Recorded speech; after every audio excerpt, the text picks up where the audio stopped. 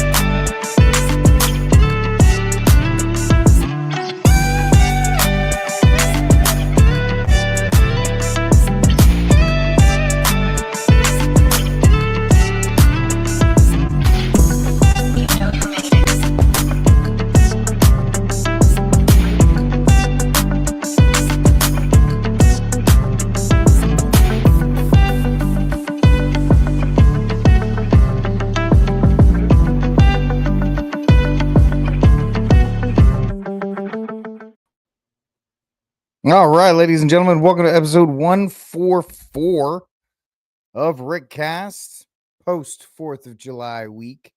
And hope everybody's doing well tonight. Good evening, Brother Dean. Thank you for hanging out with us this evening.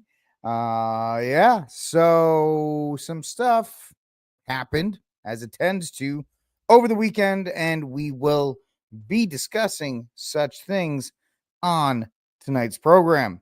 So, I hope you did not hitch your wagon to those Epstein files because they're never coming. They're never coming. And unless you had an IQ of around lukewarm soup, and I'm not trying to make fun of MAGAs or anything like that, but if you really thought Pam Bondi and Cash and Dan Bongino in his super tight shirts were going to get you the Epstein list, you might be smoking the copium as well, because everybody does. In these United States, huffing the copium is pretty much a modern act. That's right, Lou. It should be a surprise to no one at all. At all. So we're going to talk about the fact that they've just closed them. The Epstein files, they're closed. That's it. No more. We had thousands of documents, thousands of videos, Pam Bondi in public, in private, thousands of things. No, we're good. Moving on. So it is what it is, right? Law and Bunny Bondi, the not so surprising letdown. The funny thing is the cope. Yeah, I guess it is now off of her desk forever. Permanently. It is what it is in that regard. So we'll talk about that. Then we'll talk about this weather manipulation story.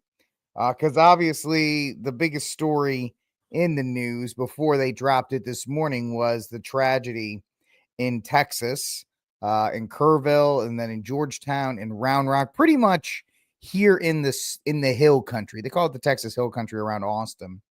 And it just seemed to rain and rain and rain. And when you look on radars, it was just a circular pattern, and it was strange. And of course, the left couldn't help to, jump on this about climate change and FEMA and all this other kind of stuff, when in reality, it was a muck up of technology, because Texas is one of, I think, several states along California, New Mexico, and a couple others on the West Coast that actually do cloud seeding. And it went disastrously wrong.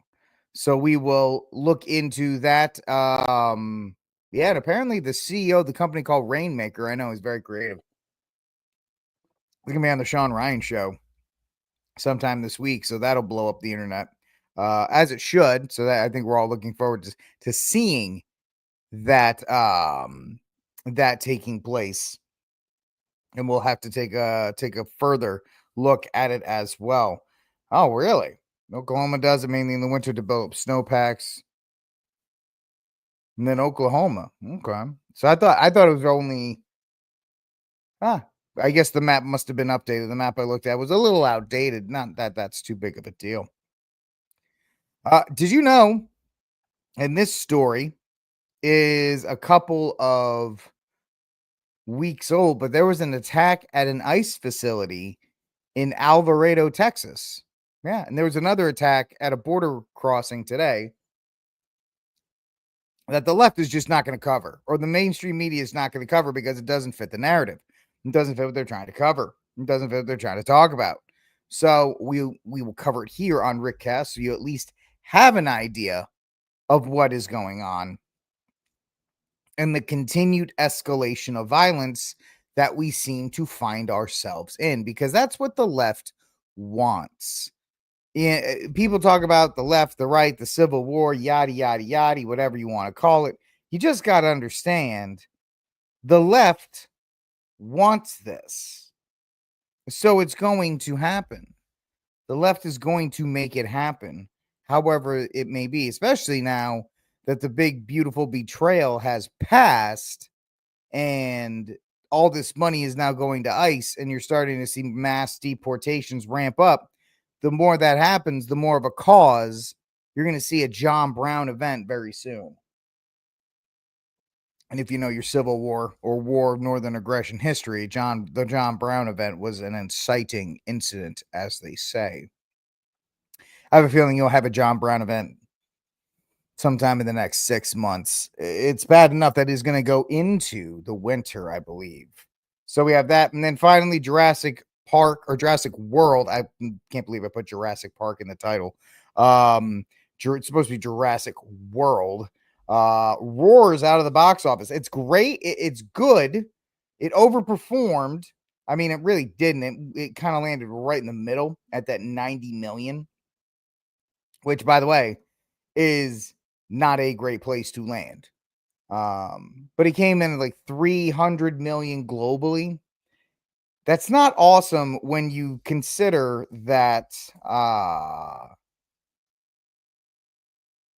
the first Jurassic World, the first of this Jurassic World series, that opened up to 208 in 3 days. Jurassic World Dominion, the least supported of the last trilogy, that opened up to 145 on 3 days. So the fact is, this thing will have diminishing returns. It'll probably sit at about 800 million because I think the first Jurassic World did 1.4 million or it did something about that, and then the second one did like 1.3, and then the third one did 1.1, and if trends continue, that should land this one at about 800 million. Now, of course, the left is celebrating this. Oh, it's a black man and a woman and an openly gay man are fronting this film, and it did so well. And then people like me have to be like, well, actually,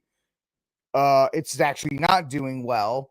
And of course, somebody with a flag, a trans rainbow multicolored flag in their bio decided to jump in and go, well, the first Jurassic Park made 900 million. So that's not a bad metric if this makes 800 million. And I was like, oh, my sweet they, them, you're off on this one, because Jurassic Park, the 1993 classic, made 900 million in 1993. If we did 900 million in 2025, that's $2.1 billion. That's all that counts. So you're doing 800 million in 2025 versus 900 million in 1993. Those numbers don't connect. This movie is far below the line, but I think they drastically reduced the budget. We'll talk about that when we do the box office review. It's going to sell a bunch of toys. If it peaks out at about 800 million in this post-COVID landscape, I think Universal is happy about that. That also gets people into the parks. There's a lot of other things long term that they care about more than the box office. Obviously, that's fine, but it's not something they absolutely need. So yeah, and of course, anything else y'all want, we will talk about during the show here on RickCast. So do me a favor, like, subscribe, share, hit the notification bell. Wow, they changed this whole thing, didn't they? Yeah, they did. I mean, I know they said it. Now it's all like weird. All right, here we go. Like, subscribe, share, hit the notification bell. Help the show grow. It will be great. You guys, my bar rats are taking care of business in the chat room right now. And we will be having a good time. So, all right, let's see here. Let's get to our first warm-up back. I got 2 warm-up stories for it all tonight. Here on RickCast. It's going to see what here we are. First one up from the morningnews.com. One dead, better format. One dead. You need to see more of me, obviously. One dead and multiple officers hurt in Texas Border Patrol shooting. What drives someone to show up armed in tactical gear at a federal building before sunrise? That's the question Authorities are asking Ryan Lewis Questia, 27, opened fire near a Border Patrol annex near McAllen, Texas, early Monday morning. Let's see. Let's open this up on YouTube. And then I don't know. Can you guys hear that? Let me know if you can hear it. They say this. A quote, this morning, an individual opened fire at the entrance of the United States Border Patrol sector annex in McAllen, Texas. Both Border Patrol agents and local police helped neutralize the shooter. It goes on to say 2 officers and a Border Patrol employee were injured, including 1 shot in the knee. All 3 have gone to the hospital. This is an ongoing investigation led by the FBI. I want to reference as well some of the reporting that we have at courtesy of Fox News Digital, in which they do say that an active shooter armed with tactical gear and a rifle opened fire upon. Now, when they say tactical gear, understand that to the press, tactical gear is anything like a Glock is a gun. Oh, they had a gun. It must have been a Glock. Tactical gear is literally black pants and combat boots. So we don't really know what the tactical gear is in that regard. Border Patrol, again, there in that facility in McAllen, Texas, in the Rio Grande Valley, happening today. Agents and local police returned fire and it killed the gunman, and no federal agents were hit, but 1 McAllen police officer was struck. Law enforcement sources say the officer is in stable condition. We also have a statement from the Department of Homeland Security to Fox News, and taking a look here at your screen for that statement, in which they say this again there, that quote, this morning an individual opened fire at the entrance. It's the statement that I just also referenced with that post on X from DHS. Law enforcement officials, they do believe the attack was a purposeful ambush targeting Border Patrol officials. Local police say they will hold a news conference on this attack later on today. We'll be on the lookout for that live feed and that camera. Now, this incident, Fox News goes on to say in their online story, it comes just days after another Texas police officer was shot. They were shot Friday night near U.S. Immigration and Customs Enforcement detention facility in Prairieland. So we'll continue to follow the latest with this story and see if we do get that news conference later on today. Of course, we'll bring it to you live and in full, as we always do. Thank you so much. All right. So that's what took place there. And so it is what it is in that regard. It's the violence and levels that you and I have been talking about. The fact that this is going to escalate and it's going to make sure that this is on the minds of the left, who I said before are desperate for some kind of immigration is going to be the thing. I know we talked about what is going to be the inciting incident. What is going to be the thing that is going to make people rally to a cause, i.e. a George Floyd. There wasn't going to be anything specifically like that, but there was also going to be something that was going to make this an inciting incident, and it looks like it's going to be ICE. Looks like it's going to be ICE in that regard. And I don't really know what to tell y'all except that you might as well be ready for it. You might as well be ready for it because it's coming. It is absolutely coming. And I don't know how much longer it's going to take people to recognize said fact. All right. Let's move on to our second warm-up story of the day. A little bit more, I don't want to say lighthearted, but not as serious. I mean, it's more of a social commentary question. But let's take a look at what it is. Go find another country.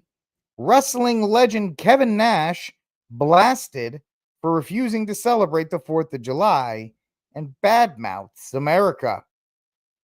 Professional wrestling legend Kevin Nash got some pushback after saying he's not celebrating the 4th of July this year. In his social media post on Friday, Nash, whose profile calls him a centrist Democrat, which is just a piece of trash, said, quote, was enjoyable to flush the white trash out today and block and remove them, at least on the site. I didn't celebrate the 4th this year because I personally feel we're not on the home of the free. We lose. He just sounds like a woman. He just sounds like a woman at this point. And so it is important to note that that Kevin Nash does have a LGBTMAP son, child. So he failed that child while he was out on the road. And, he's one of these people, that just is not in the limelight anymore, right? He's no longer a professional wrestler. So he is out there and kind of trying to still get attention. I don't know. Maybe he's thinking about getting into politics, right? Because he's seen Hulk and he's seen Trump and all these other guys you saw. I mean, it's not that far out of the realm of possibility, guys. Kane, whose name I forget daily. Who's the wrestler Kane? What's that guy's name?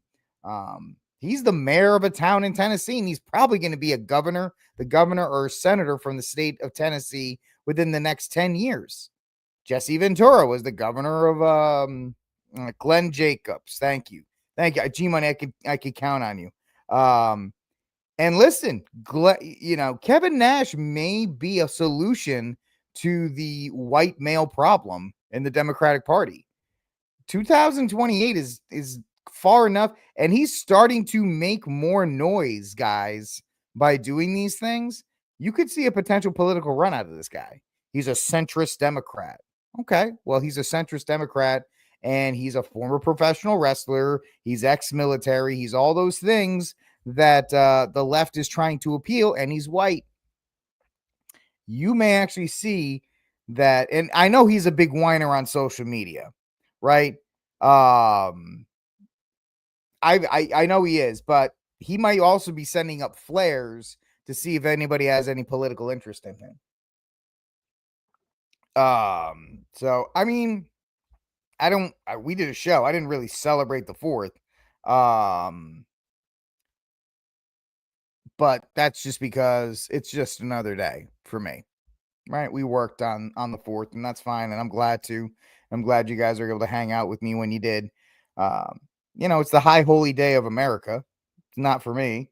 If you celebrate it, that's cool. It is a holiday, and you can absolutely celebrate it. I don't get into it. I watched Independence Day, and then I watched The Patriot. So I watched the two, correct films to watch this weekend when it comes to Independence Day. Obviously, Independence Day, the film, is the docudrama classic that we all know it is. And The Patriot, despite the fact that it's not historically accurate, I don't care. It's still a lot of fun, and it's still pretty entertaining, and it's still Mel Gibson just beating that British booty off all over the place. So that's why I don't mind it. But this is just more posturing. I don't know. Maybe you see Kevin Nash wade into the political waters. Maybe not. I don't know. We'll see how it goes in that regard. But it's interesting that he made a big deal about it. I'm sorry that the beer prices are just too damn high for you, G Money. Maybe someday they'll come down. Maybe they won't. Maybe. I apologize. The burger prices are too damn high. I'll tell you that much. I join you in solidarity because McDonald's is just out of control with their pricing on their menu. It's not even cheap food at this point. So it is what it is in that regard. All right, let's move on, ladies and gentlemen. First story of the day. All right, this one's just going to be no, I don't want to do your email. I'm trying to I'm sorry. I'm trying to use a website and the website's not doing it. Not a big deal. I will just use something else. Just give me 2 seconds here. Whatever. Let's go. First story up. DOJ. Nice, G-Pat. Time and a half on the 4th. Now that is something to celebrate. Absolutely. That's fantastic, dude. That's what I like to see. Love me some Patriot. You got to love The Patriot. You got to love The Patriot. It's just such a great film. I enjoy it. All right. First up, ladies and gentlemen.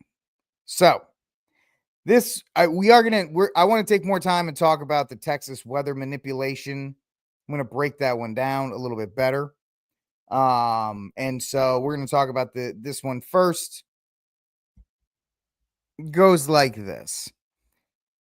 They dropped this because it's the Monday after the 4th of July weekend. A lot of people aren't paying attention to news. They're still on their vacations, or if you're in Central Texas, you're dealing with disastrous events that took place. So this is the lull. I mean, Jason Whitlock in his show took 2 weeks off. A lot of shows take the time off after the 4th of July because it's supposed to be pretty quiet. But then again, in this news cycle, there's always something to talk about every single day. And we have it here. And so this dropped today. The DOJ and FBI conclude that Jeffrey Epstein had no client list and committed the suicide. So the Department of Justice and the FBI concluded that Jeffrey Epstein committed suicide in his New York jail cell on August 10th, my birthday, 2019. I wasn't born in 2019, but that is my birthday, August 10th. So there you go. And found no evidence of a client list or murder. This conclusion followed a thorough investigation. Let me repeat that. A thorough investigation, including enhanced reviewed surveillance footage that showed no one entered Epstein's cell area during the reported suicide window. He just kind of magically died and then kind of slid out of the jail cell. Just, it was very, very convenient in that regard, how that all took place. Investigators found no credible evidence that Epstein blackmailed prominent individuals, although Prince Andrew's name has come up, but okay. Or maintained a list of clients, even though there was supposed to be, and we'll get to that, all right, leading to the closure of the case with no new indictments expected. The memo indicated that additional files would not be justified because you already got your binder, so shut up, emphasizing the need to protect sensitive victim details and caution against the circulation of baseless theories regarding Epstein's death and related manners. I mean, those baseless rumors are what part of what got Trump elected, but sure, because they wanted that stuff revealed. But yeah, whatever. These findings disappoint some conservatives and fueled a renewed public debate, while figures like Elon Musk were called for it the final straw amid his nonsensical idea of forming the American Party sponsored by H-1B visas. But we won't talk about the American Party because that's just a stupid idea. So the idea is, where should we start with our videos? Let's start with Caroline Leavitt and her answering of questions today about the Epstein list. Ever committed a crime to be held accountable, and I would argue this go back. Of what happened. Caroline, the DOJ and FBI have now concluded there was no Jeffrey Epstein client list. What do you tell MAGA supporters who say they want anyone involved in Jeffrey Epstein's alleged crimes to be held accountable? This administration wants anyone who has ever committed a crime to be held accountable, and I would argue this administration has done more to lock up bad guys than certainly the previous administration. And the Trump administration is committed to truth and to transparency. That's why the Attorney General and the FBI Director pledged at the President's direction to do an exhaustive review of all of the files related to Jeffrey Epstein's crimes and his death. And they put out a memo in conclusion of that review.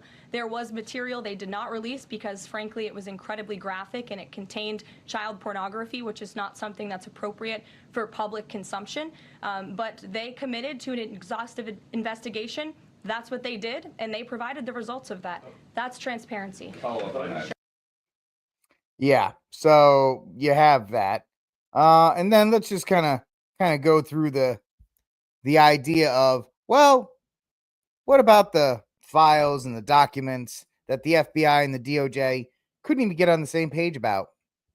If there was a video of some guy or gal committing felonies on an island and I'm in charge, don't you think you'd see it? Tens of thousands of videos of Epstein with children or child porn. And there are hundreds of victims.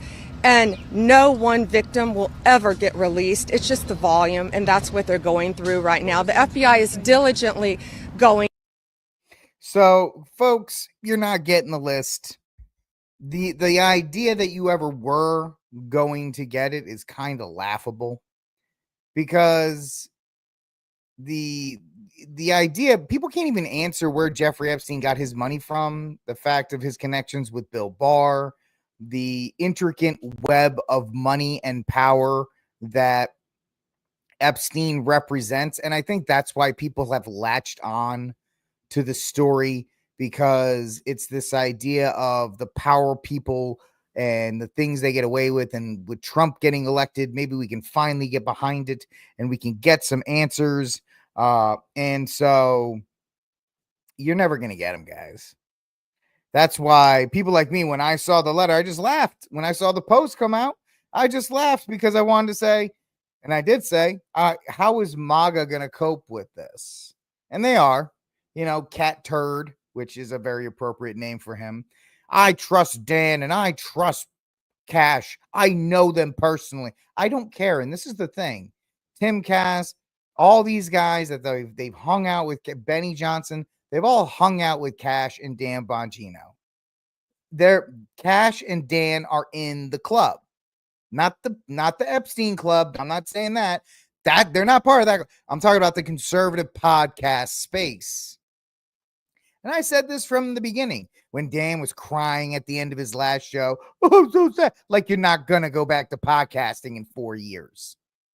Oh, he gave up so much so he can get a government paycheck, a government pension, and speaking fees, and another book. Oh my gosh. Please, Dan, you sacrifice so much. This idea that they're doing all of these things. And it's just more dog and pony show. That's it. It's more dog and pony show for what? To convince you that there is a two-party system, that you have any type of say in your government, which you don't. I mean, Attorney General District Attorney Bunny will tell you that. In Epstein's case, it is incredibly disturbing. We have flight logs, we have information, names that will come out. Is it going to be shocking? Remember, it's going to come out. I don't see how it's not shocking that there were so many individuals that were hidden and kept secret and not been held accountable. Let's talk about the reverse. I believe in accountability. So you have to now go through your process. Now, I won't say they're guilty until they go through their time in court. But again, now it's time for accountability. We have seen for so many years, Pierce, in this country, many investigations, subpoenas, testimonies in Congress, et cetera, et cetera. But there's a general frustration with accountability. We take it halfway, we don't take it home. And I really believe that now with Cash and Pam, there will be accountability. Cash and Pam are going to do it, guys. There's an old phrase there. They're going to get them. They're going to get them. We're going to get justice with Cash and Pam. Yeah. MAGA. Whatever, man. It's just, listen, I don't hate Trump. I think Trump is fine. He's done some good things. He's done some good things, done some things. But this is what he came out with today. The FBI, under the direction of great little Cash Patel and Deputy Director Dan Bongino, is back to the basics, locking up criminals and cleaning up America's streets. We have the greatest law enforcement professionals in the world, but politics, in quotes, and corrupt leadership often prevent them from doing their job. It's no longer the case, and now we've been unleashed to do their jobs, and they're doing just that. Keep it up. Make America safe again, Donald Trump. And so that's just it. Move on. Just move on. I mean, Trump does. In the grand scheme of things, does Trump care if the Epstein list gets released? No. And let me tell you this, in the grand scheme of things, if he deports like 5 million illegal immigrants, right? And if he can somehow save the economy in some way, do you think most people will care in 6 months? No. There's a reason why, guys, this stuff gets dropped in July. Yes, podcasts are going to talk about it for a day. I'm not going to talk about this tomorrow. Tim Cass is not going to talk about this tomorrow. Tim Cass will talk about it tonight. Benny Johnson has to think about it today. Conservatives will cover it for one of their shows. Boop, move on. That's it. And that is the point. That's why they do it. And unfortunately, this cycle will continue. It may not be Jeffrey Epstein, but I guarantee you there's a Jeffrey Epstein type out there now doing the exact same thing. It doesn't end with him. That's why people were so interested in Diddy, because Diddy seemed to be something very similar. Oh, well, now you have something in the same vein and this and that and the other thing. Yeah, maybe not. So it is just a continuation. What is it? Meet the new boss, same as the old boss. And this is what I was saying before Trump got elected. Trump gets elected, you're going to get some nice things. You're not going to get a lot of change. You'll get some things here and there. And the idea that the Epstein list was ever going to be released was fantasy at best. And this is why you have people like Julie Kelly, who I think is a really good reporter, by the way. Julie Kelly is a really good reporter who did a lot of spotlight work on the January 6th people. But this is her talking about why we really don't need to pay attention to the Epstein files. About the Epstein information. I don't care about those files. I think it's irrelevant. No one is going to be charged. Everyone got away with it. And I would much rather dig into January 6th. Much rather dig into. Like that. You've got to get, no. I just have never cared about it personally. Because in the files, you're going to find out the I know, but but I'm saying it's you'll get to the cover up of exactly what the cover up was. They're even admitting they got these tapes and things. This is Cash and Pam. You got to get it. Once you get into these things, they're rich. As you know, Julie, you've done it yourself with no resource at all, just doing it yourself. You understand as you start these investigations, every day you tell me, hey, I found this. The process itself delivers. Once you have intention and start moving down. I also. By the way, what the hell did Steve Bannon just say? Like he spoke for like 2 minutes. Did he actually put a sentence together? He almost sounded like the assistant coach in The Waterboy. And we got to put the thing in the tapper two, and then you find out the super tapper two. What? I feel like Chris Tucker. What the hell are you saying? I mean, yeah, right? It is. Everybody in the chat saying it. Cash is the deep state. Dan is the deep state. You know, Bondi and the bunch are playing 3D chess. That's right, G Pat. That's right. They are, man. You just wait. They got a 4D chess move that's going to blow your MAGA hat off. And Lee Greenwood's going to sing when it happens. Or you could do the astronaut. I mean, Kenny. Oh, that's right. Yep, the two astronauts. Kash Patel's the deep state. Always has been. Always will be. Kash Patel's the same guy who said he was going to shut down the FBI headquarters on day one and turn it into a museum. He did shut down the FBI, but you know where they're moving into? They're moving into the old USAID building in Washington, D.C. There's no difference there. Yeah. Yeah, no, I mean, it's very tight. The new chief of staff that Trump has runs a tight ship. She really does. She really does. I mean, at this point, that may be a good thing, Catholic Jedi, with Trump, is that, hey, man, the system's broken even with Trump and all these supposed outsiders. Even with all this, it's blatantly honest. It's blatantly not honest, but blatantly obvious. There's no fixing this system. You just can't. And that's why some people are going to do deep dives on the Epstein list. Some people are going to do all kinds of crazy. Oh, this is what it means. And this is, I believe, beep, bop, boop, bop, boop, bop, beep. Nah. It's really not that deep, bro. The answer is not, it is not that deep. It really isn't. It just isn't. The deep state exists. It's existed for a long time. It will continue to exist for a long time. And you just have to get used to it. You have to, as Steve Cunningham likes to say, you got to think locally, you got to act locally, and you got to make sure that you are in the right state of grace to ensure that you are doing the best you can. We have a statement from Twitch. So we are going to give Twitch all the credit.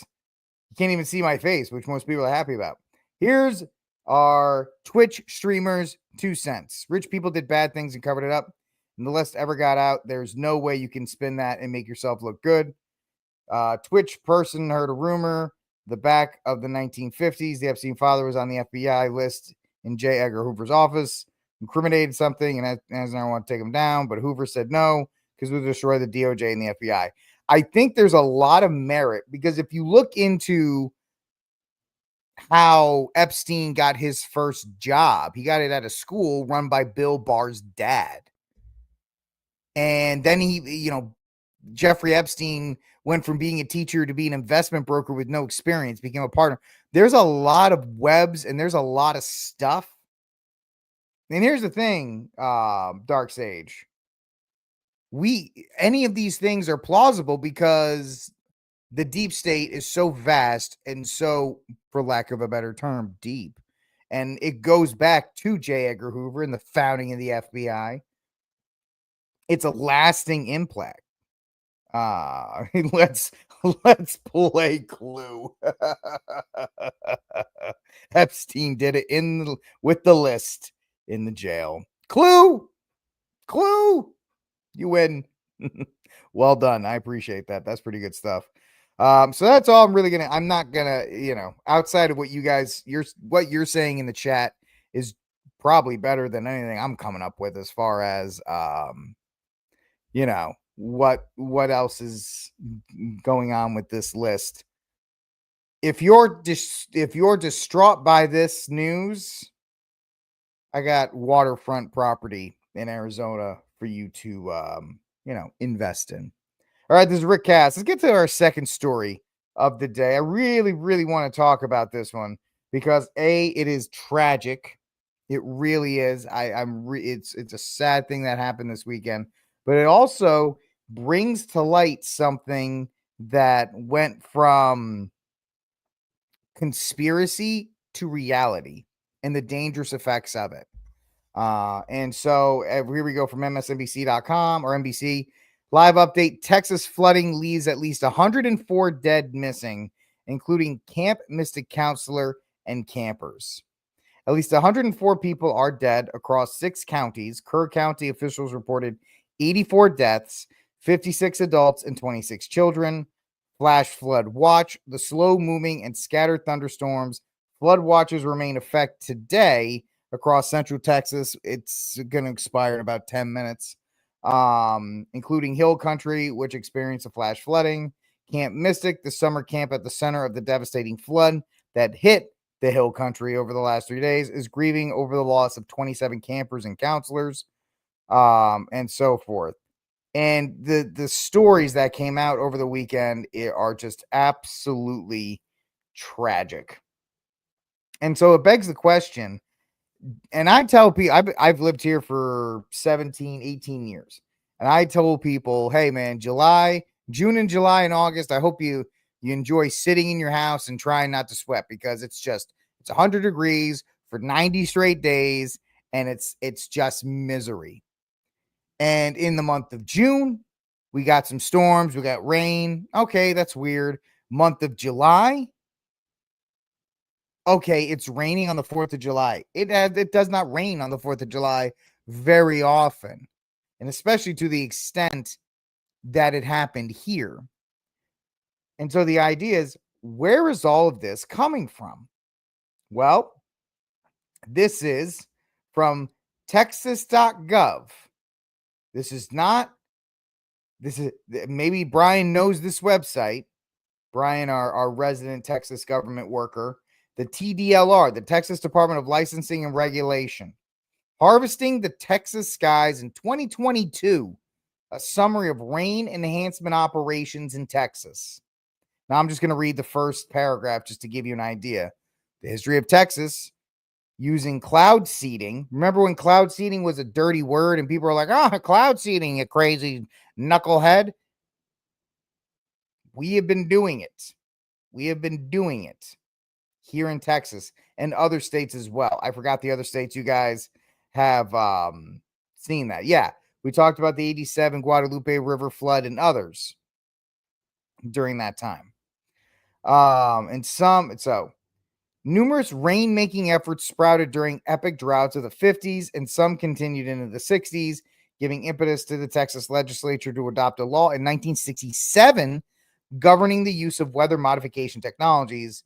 In the ensuing years, both state and federal governments provided funds for both cloud seeding and research and assessing the impact of commercial weather modification projects.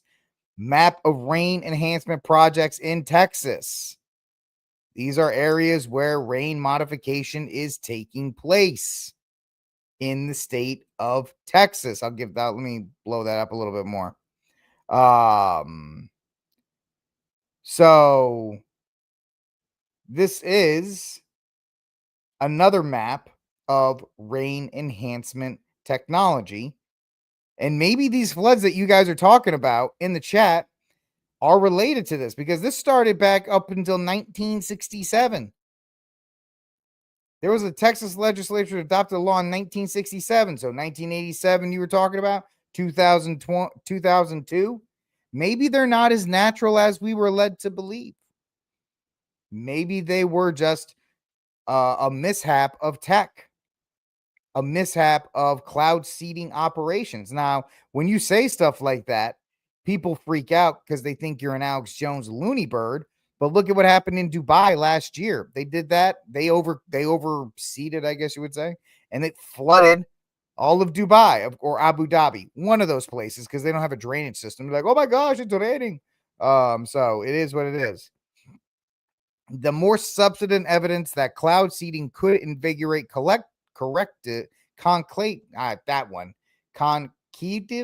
clouds, weather talk, promoting their growth and capacity to produce rainwater. A coordinated state-funded program began in earnest in the latter half of the 1990s. Today, with a drought pending, if not ever-present, threats to the economy and well-being of Texans, rain enhancement projects flourish within large areas of the Northwest, West, and South Texas. In fact, 7 cloud seeding projects cover about 31 million acres. When a severe drought was a greater threat at the end of the previous century, as many as 51 million acres were included in cloud seeding target areas of the state. So it is what it is. They're going to give me a strike. Let them give me a strike. I don't know why they would give me. Oh, because I'm saying cloud seeding. I don't care. I don't give a rip about YouTube. Let them give me a strike. There's nothing wrong here. This is all correct. And this is all, or maybe the Apu voice. I don't know. Mark, if they do, they do. I don't really care. Right? If you notice that map, where was some of those?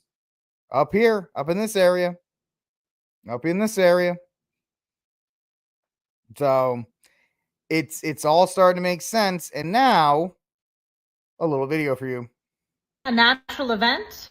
I'm not so sure. There are at least 27 deceased and 20 girls missing after the Guadalupe Obviously, this video was done over the weekend. It is now up to 104 souls. River unexpectedly surged 26 feet in under an hour in the middle of the night, triggering an unusually catastrophic flash flood that gave nobody any warning. Mainstream media says it was a freak natural disaster. Intense rain, steep terrain, climate change, and bad luck. But they're ignoring one critical detail. The storm didn't move.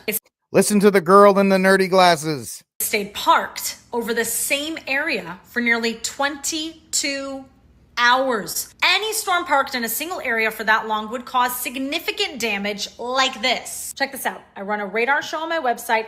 Whatever, lady. Real quick. Houston. Remember Hurricane Harvey? That storm parked over Houston for 48 hours, which is why that was a pretty devastating flood. Anyway, let this lady plug her website. ArianaMasters.com, where I review tower and trail activity every single day. And look at what I found for my July 3rd show. Radar from July 3rd shows a circular storm cell spinning in place from 8 p.m. Central to almost 8 p.m. yesterday evening on the 4th, with continual rain persisting in the aftermath. At the same time, wind data shows something striking: a total dead zone over central Texas, while normal air currents flowed freely around it. So the question is, what kept the storm from moving? Now here's the science, plain and simple. Storms are powered by low pressure systems that suck in air and moisture. These systems normally travel across regions with the help of jet streams or other large scale winds. But high pressure zones do the opposite. They push air outward and block storms from entering. A storm trying to enter a high pressure zone is like a canoe trying to paddle a boat upstream into a powerful current. So here's where it gets interesting. Technology like can heat the atmosphere using microwave or radio frequency pulses. And when you heat a column of air, it becomes denser, forming an artificial high pressure zone. If you theoretically did this around the edges of a storm system, you could trap it. And if I were headed, I'd say this is possibly what happened over Texas yesterday. Radar shows ring-shaped emissions around the storm. The storm core stayed locked with its edges flared, a known side effect of pressure containment. Wind patterns confirm the storm was surrounded by still air, like a bubble. Climate change wouldn't lock a storm in place for nearly 22 hours, but microwave-induced high pressure can. Look, with 27 dead and dozens of children still missing, once again, it's 104 dead total. we deserve answers. We deserve to know the full truth about what happened over Texas, Lake Tahoe, the Carolinas, and so many other places. Ask why the storm never moved. Ask who controls the towers. Ask why we saw blue rain in Texas and California just before we all started seeing haze everywhere. Ask why 95% of the trails in the continental U.S. stopped the day of the Iranian missile strike and on the days following U.S. aid being cut. I mean, she sounds like she knows what she's doing, so hey, I'll take it. Lot of stuff to digest there, and of course, a lot of that is, well, Rainmaker. Who are the people behind this? Well, the Sean Ryan show said Rainmaker CEO to speak publicly amid cloud seeding scrutiny over Texas floods.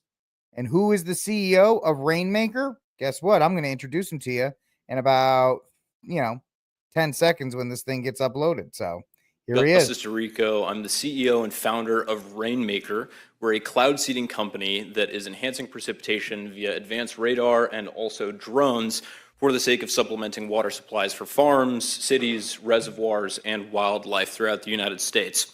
Our ultimate vision is to end water scarcity, and we've begun that mission already. I'm testifying to not oppose the spirit of this bill, which I think is well-founded, but the current configuration of the bill that I think would. So what he's doing is Florida just passed a law banning what he does. Florida passed the law against genetically engineering storms and cloud seeding, which is why Steve Cunningham and I joked, like, if they get rid of property taxes and cloud seeding, we're moving to Florida. No problem. But anyway. Impede this mission for ending water scarcity and also for bringing the best-in-class technology to Florida and the rest of the United States. And so the first point that I'd like to make is the difference between solar radiation management and cloud seeding. And so Senator Garcia did bring this up briefly. Solar radiation management is a very new technology. It's not something that's been tested at length. NOAA has done some very initial experiments on its efficacy. It is attempting to reduce the amount of solar radiation that makes it down to the planet by injecting reflective aerosols into the upper atmosphere. Once you inject these aerosols, they stay in the stratosphere for years. They have effects on the entire climate. The data from these experiments, because the experiments have been so few, is limited. And so the implications of them are not something that are well tested yet. Cloud seeding is altogether different. The only similarity is that it has to do with the atmosphere. It has to do with the low atmosphere. It's a mechanism, or it's a tool that either freezes the water in existing clouds or condenses the droplets in existing clouds into bigger snowflakes or bigger droplets such that they fall onto your target watershed or farm. It's a technology that has existed for 80 years in the United States. It was patented by GE in 1946. But it hasn't been viable for a long time because we didn't have the appropriate radar to measure exactly what its effect is. I can tell you definitively that there is not cloud seeding going on in the state of Florida because you would be able to see its effect on radar. So the National Center for Atmospheric Research produced some great results from what's called the SNOWY campaign, where they were able to verify cloud seeding's effect, and they saw tens of millions of gallons of precipitation occur from each of their interventions. And that was very, very easily distinguishable on radar. It also is worth saying that it's local in its scope, and it is very short temporally. So if ever there is cloud seeding going on and you don't like the consequences of it, there are unintended consequences, and it's quite well characterized, so the unintended consequences are minimal. You can stop whenever you like.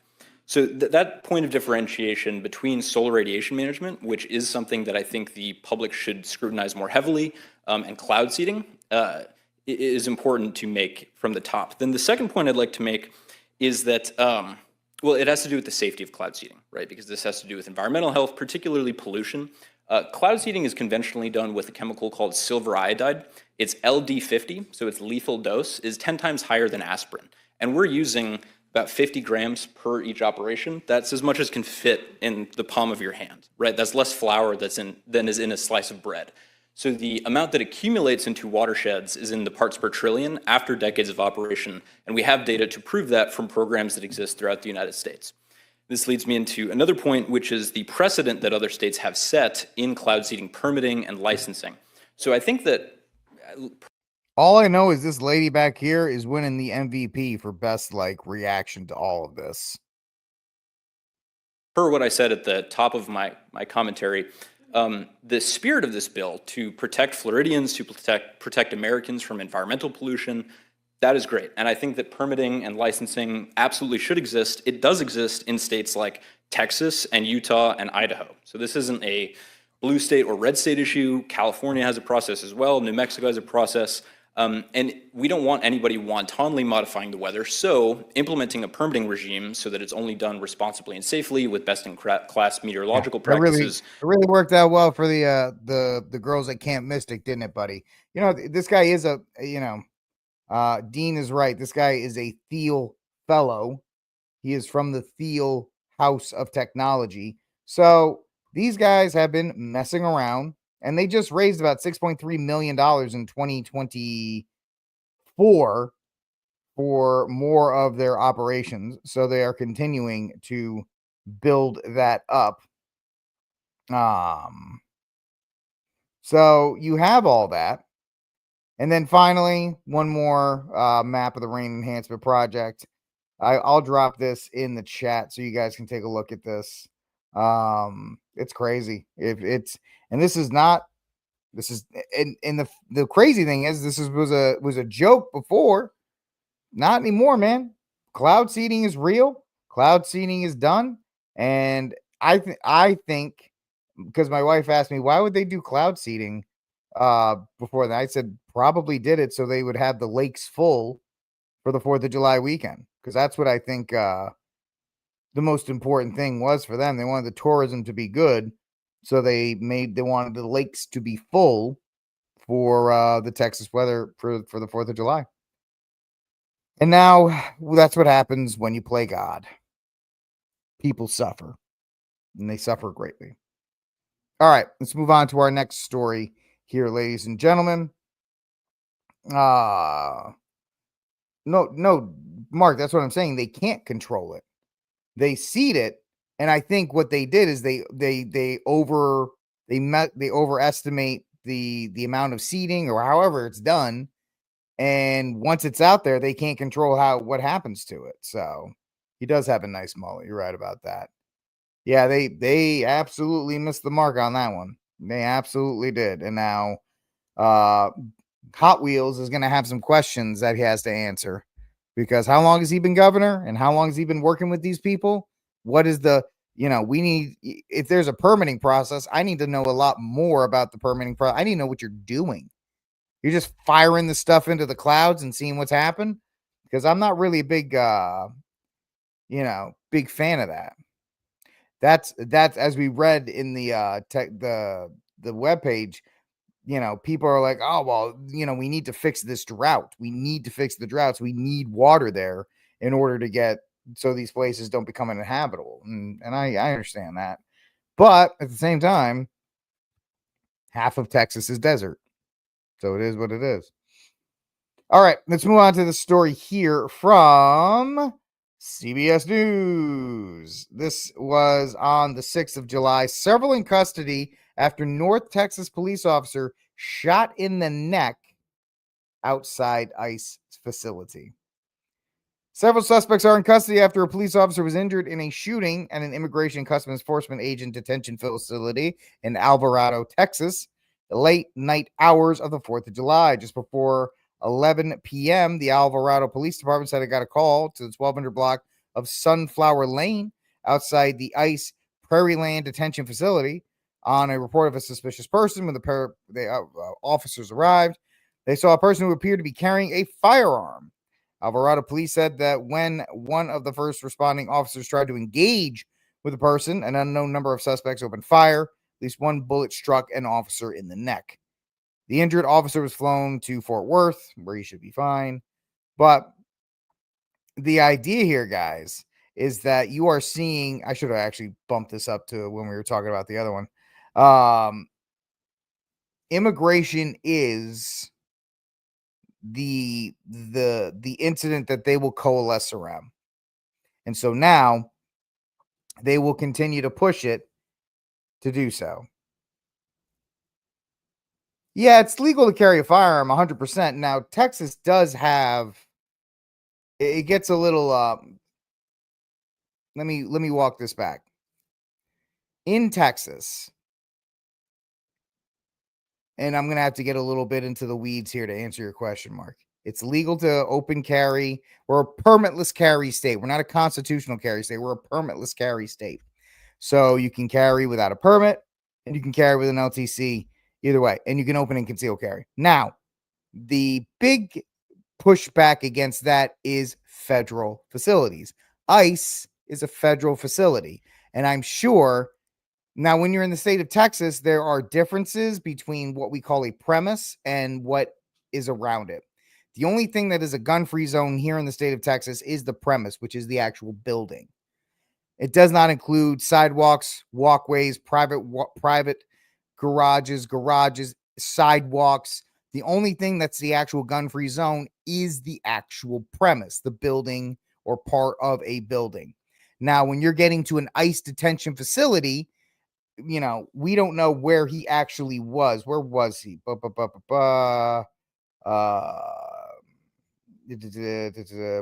When specifically was okay. So we don't know where he was.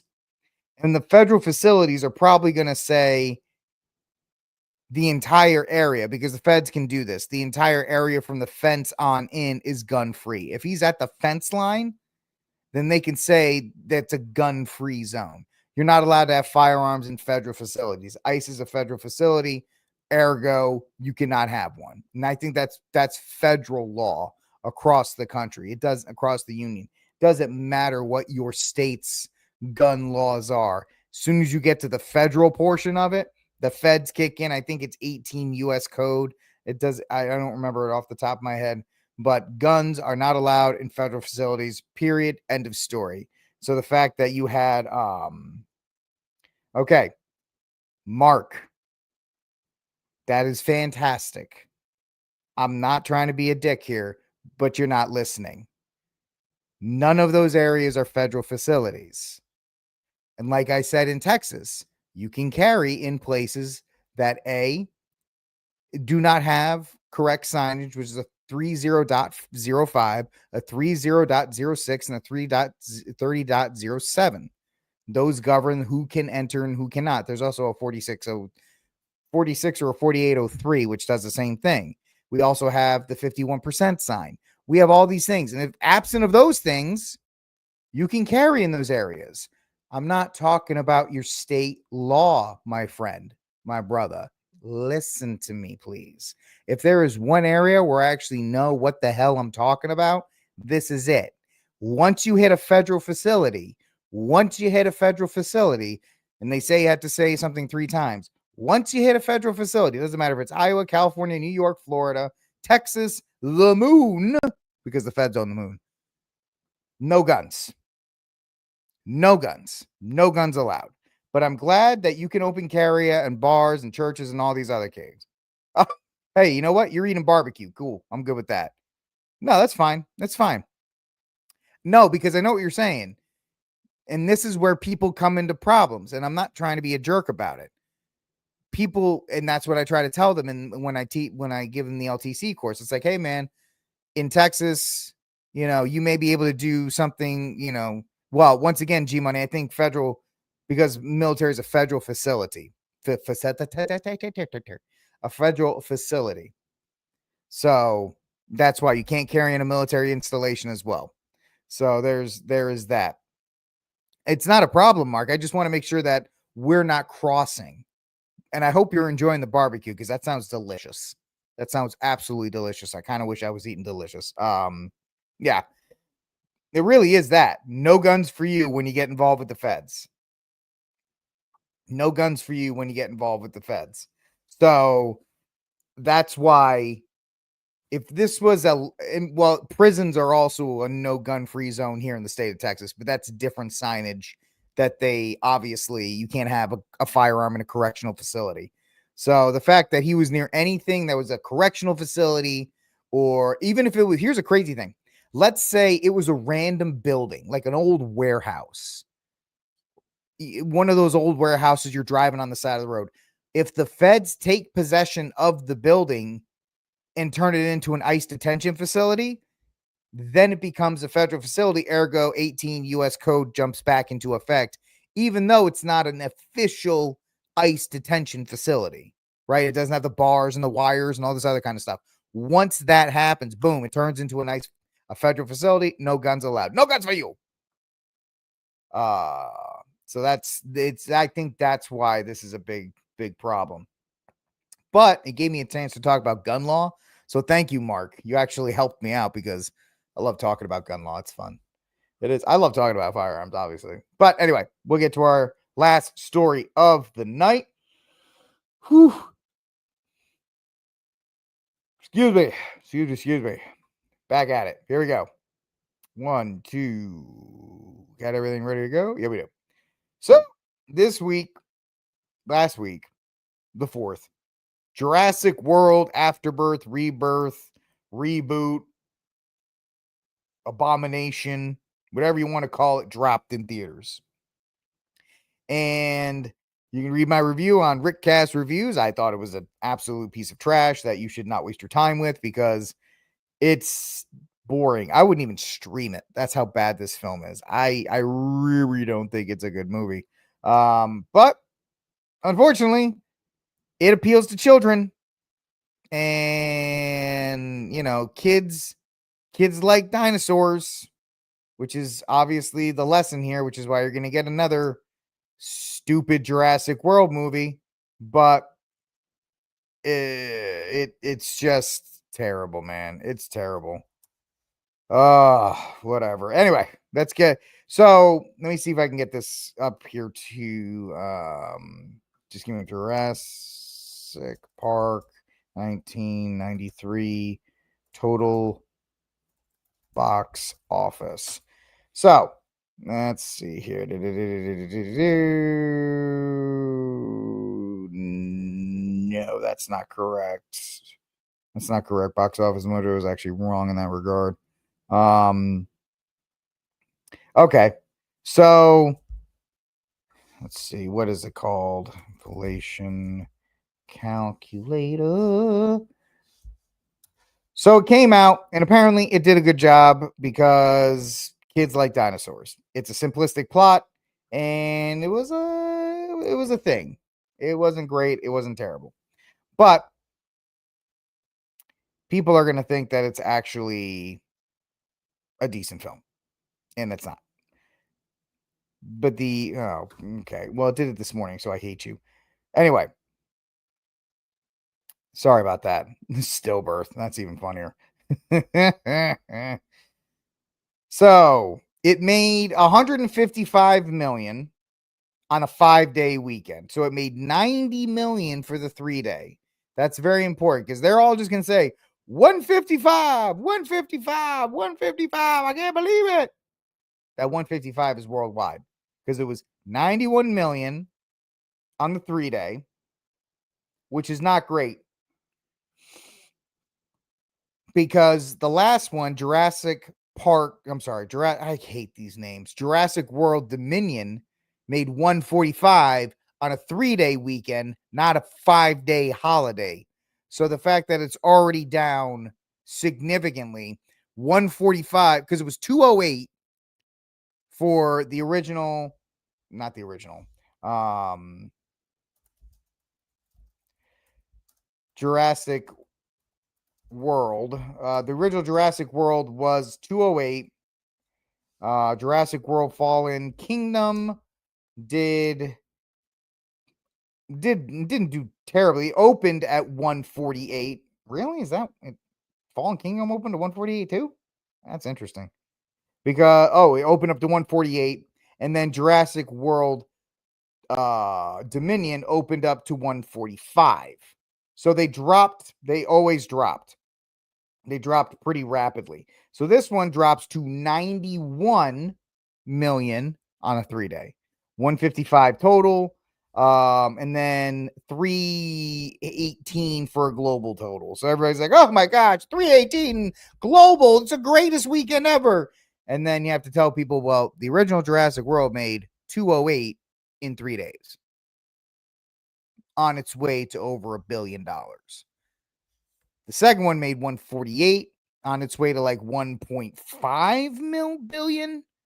And then the last one did 145 over 1.1 billion. So you saw the drops.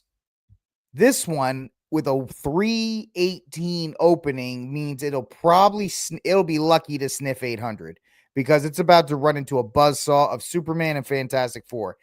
And plus F1 is still out there taking screens and taking markets away from these, which, by the way, if you have time, go see F1. If you like going to movies and you haven't been to one in a while, go see F1 in the theater. It's a great experience.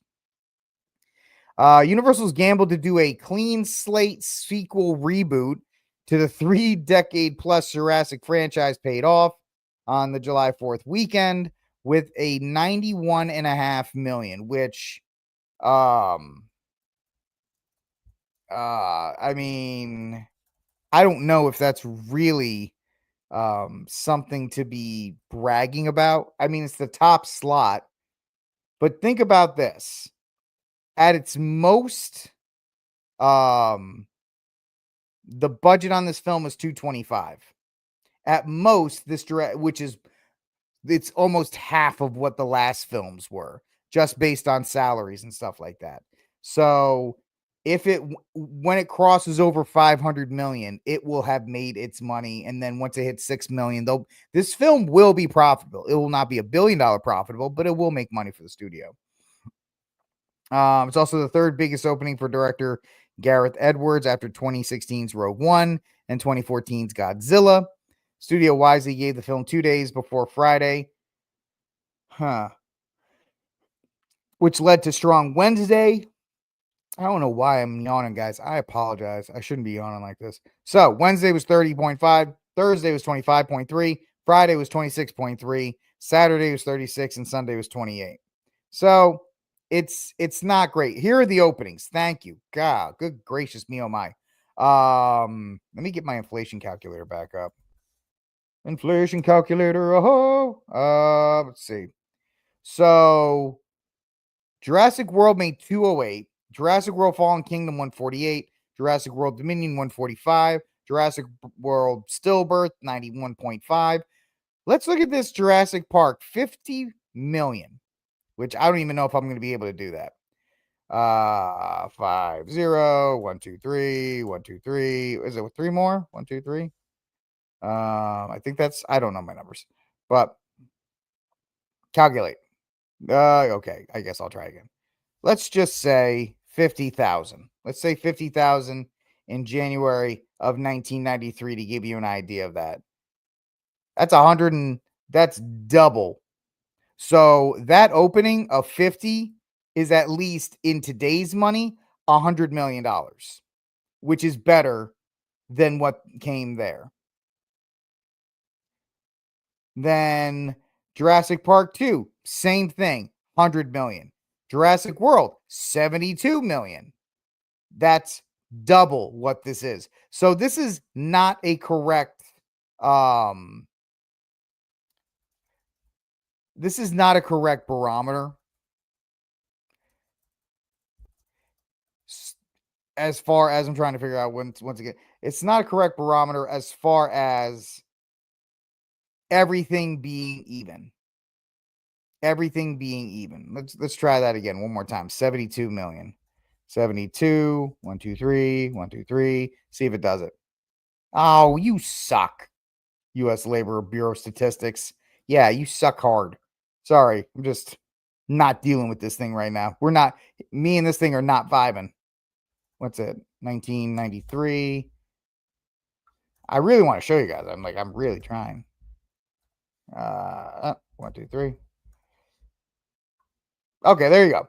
So the $50 million mark was $111 million in today's money. So that blows away Stillbirth. The 72 million, which is Jurassic Park 3. Let's see, calculate. It's 160 million in today's money. So this is not, they're not telling you the truth. They're giving you opening numbers, but they have not adjusted for inflation. Headliner Scarlett Johansson's biggest moneymaker. I don't care. I don't really care about any of that. I don't care about the demographics.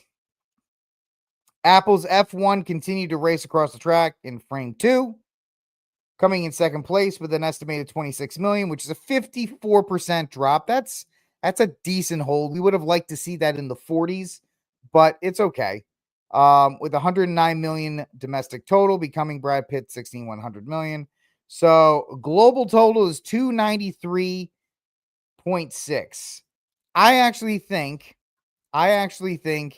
it can get to 500 million. I think it'll have enough legs, even with the superhero junk, to get to 500 million. I think there's that conservative older audience that is looking to support films like this that'll come out in droves to see it. So we'll see how that goes. Now, as far as next weekend's going to be tough because Superman drops. Superman drops next week, and I have my tickets for Thursday. It's a 2 p.m. showing on a Thursday, which is nuts, which means I'll have the review up for you Thursday night into Friday. I'll have the review up probably Thursday afternoon, and then I'll drop it Friday. And we'll see how that goes. I actually think Superman is poised to do 150 opening weekend, and I think it blows the doors off of Jurassic World. I really do. And people are going to look back and just say, I can't believe these people staggered these movies 11 days from each other. They had the whole month of May and June, and they just didn't put these movies where they could make money. They all staggered them in the month of July, and they're all just going to just absolutely eat each other up, and it's nuts. So those are your numbers for the weekend. I think F1 is going to stay in the top 5 for the next couple weeks. I think it's going to cross between 450 and 500 million, and that'll be a very huge success for that. Jurassic World will make its money. It made its money. That's it. It's got a couple more days to make money, and then I think Superman just wipes the doors with it. There's a lot more positive buzz, at least for the opening weekend of Superman, to see how that goes. All right, ladies and gentlemen, that's it for this episode of RickCast. Do me a favor, like, subscribe, share, hit that notification bell on your way out. I will talk to you all tomorrow. I thank you, my bar rats, for assembling, and keeping the show lively and making it worthwhile. I will see you tomorrow, 6 p.m. Central Time, here on RickCast. God bless, and until that day comes, free Dexter Taylor.